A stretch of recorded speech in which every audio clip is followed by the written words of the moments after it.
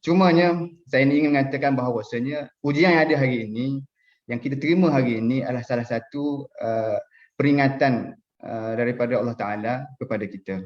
Manusia ini Allah Ta'ala jadikan sempurna. Ahsani taqwim, sempurna ciptaannya. Tetapi Allah Ta'ala juga sampaikan kepada manusia ini ada satu sifat, iaitu lupa. Kena dengan manusia, insan, nasia itu sendiri. Manusia ini lupa terhadap apa yang berlaku pada diri mereka. Oleh kerana manusia ini lupa, Allah sampaikan peringatan kepada manusia ini supaya mereka ini keluar daripada sifat lupa. Antara beberapa peringatan, antara adanya 4 peringatan yang Allah ingatkan kepada manusia supaya manusia ini pegang dan keluar daripada sifat pelupa yang Allah letak pada manusia. Peringatan pertamanya adalah melalui sebutan lidah, iaitu az-zikr.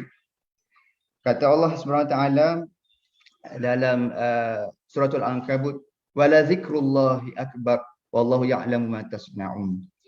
Jadi peringatan yang pertama adalah dengan melalui zikir, sebutan apa-apa zikir yang maksur.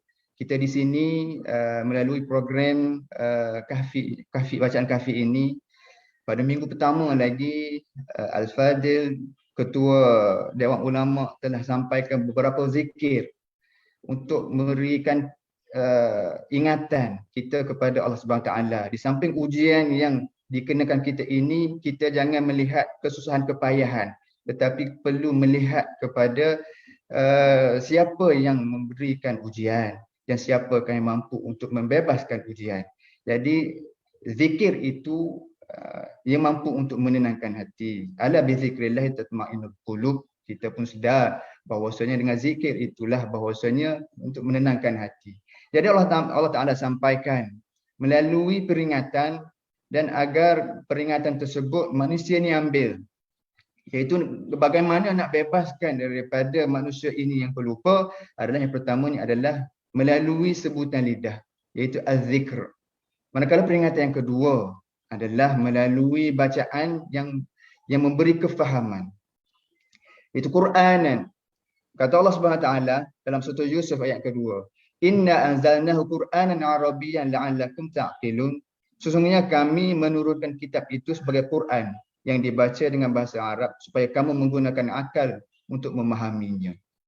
Jadi yang keduanya adalah zikir, pertama zikir, yang keduanya adalah bacanya Al-Quran. Pengalaman saya di masjid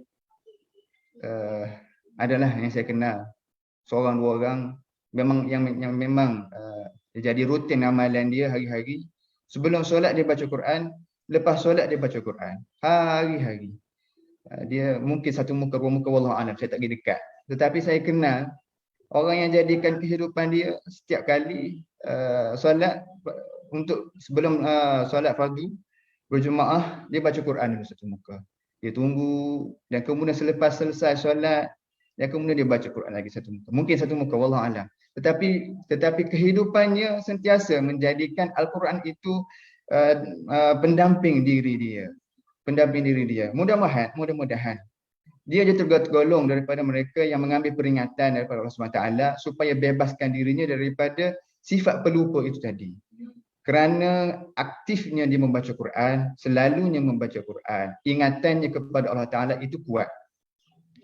Ujian yang datang kepadanya itu tak luntur daripada hati dia, bahkan ianya tetap menjadi suatu peringatan yang kuat pada diri dia untuk lebih ingat kepada Allah Subhanahu Wa Taala. Manakala ingatan yang ketiga adalah melalui al-ayat. Peringatan Allah Ta'ala sampaikan kepada kita supaya kita keluar daripada sifat pelupa adalah al-ayat. Itu tanda-tanda.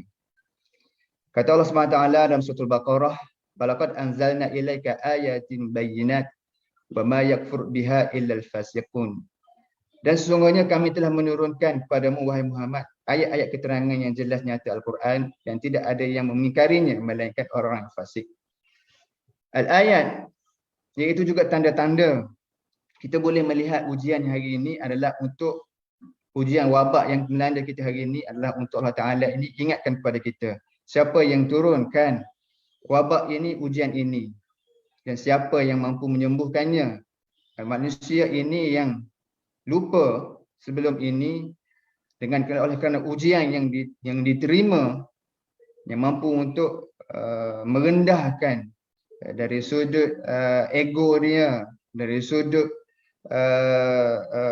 kekuatan yang dimilikinya, untuk lebih rendah, untuk lebih sedar bahawasanya penguasa sebenarnya Allah Subhanahu Wa Taala.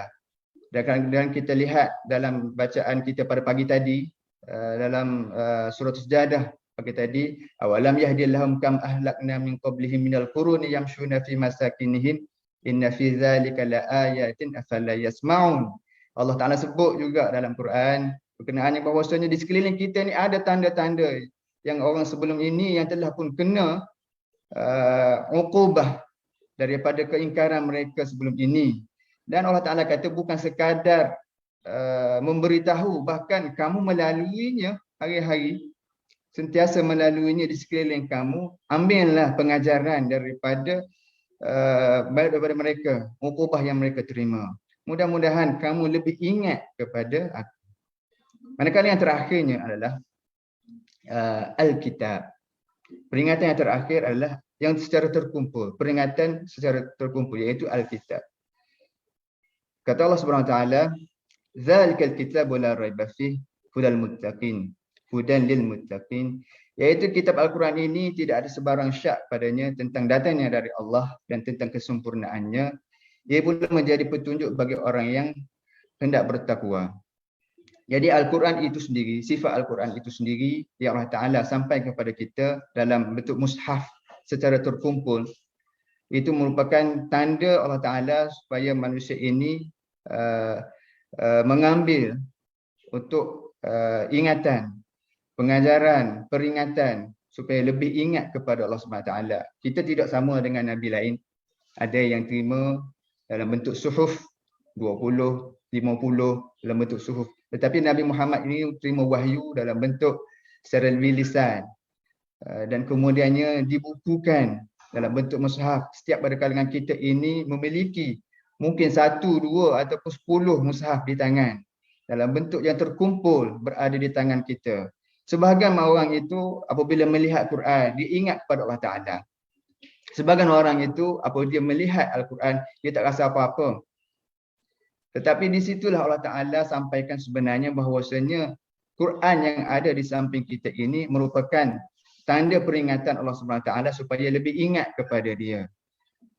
Melalui 4 peringatan tersebut, mudah-mudahan manusia ini mampu untuk membebaskan diri daripada sifat lupa yang Allah tentukan, yang Allah letakkan pada diri manusia, supaya manusia ini menjadi satu bentuk manusia yang sempurna, lengkap dengan mempunyai mata yang mampu untuk melihat, telinga yang mampu mendengar dan juga hati yang mampu untuk memahami.